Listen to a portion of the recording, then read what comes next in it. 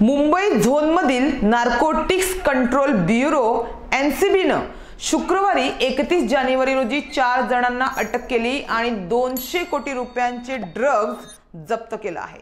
देशात ड्रग्जची तस्करी करणाऱ्या आणि नंतर कुरिअर नेटवर्कद्वारे परदेशात तस्करी करणाऱ्या मुंबई शहरातील एका आंतरराष्ट्रीय सिंडिकेटचा एनसीबीनं पर्दाफाश केला आहे। या प्रकरणी आतापर्यंत 4 अटक करण्यात आली आहे। अंमली पदार्थांची तस्करी होणार असल्याची माहिती मुंबई विभागीय युनिटला मिळाली होती व ते अंमली पदार्थ नवी मुंबई भागात असल्याचं समोर आले।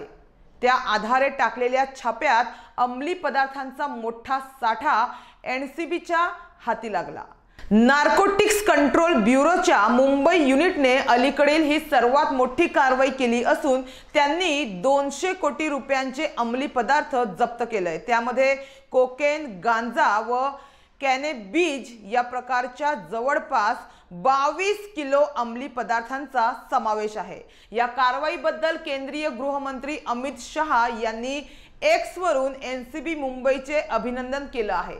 तर जप्त केलेल्या तस्करीमध्ये 4.9 किलो हायब्रिड स्ट्रेन हायड्रोपोनिक तण गांजा, 11.540 किलो उच्च दर्जाचे कोकेन तसेच 200 पॅकेट म्हणजे 5.5 किलो गांजा गमी यांचा समावेश आहे। या तस्करीत परदेशातील टोळी सक्रिय असल्याचे तपासात समोर आले आहे। जप्त करण्यात आलेल्या अंमली पदार्थांपैकी काही पदार्थ हे अमेरिकेतून मुंबईत आणले। ते मुंबईत पाठवण्यासाठी परदेशातील टोळी सक्रिय होती। मुंबईतून हे अंमली पदार्थ देशाच्या विविध भागातील दलाल विक्रेत्यांना कुरिअरच्या माध्यमातून पोहोचवले जाणार होते आणि मुख्य म्हणजे या साखळीत सहभागी दलाल एकमेकांशी अनोळखी असून ते विविध नावांचा वापर करून एकमेकांच्या संपर्कात होते असे तपासात समोर आले आहे। तर नशामुक्त भारत या अभियानाअंतर्गत नवी मुंबईत एनसीबीने सुमारे 200 कोटी रुपयांचा अंमली पदार्थ जप्त केला आहे।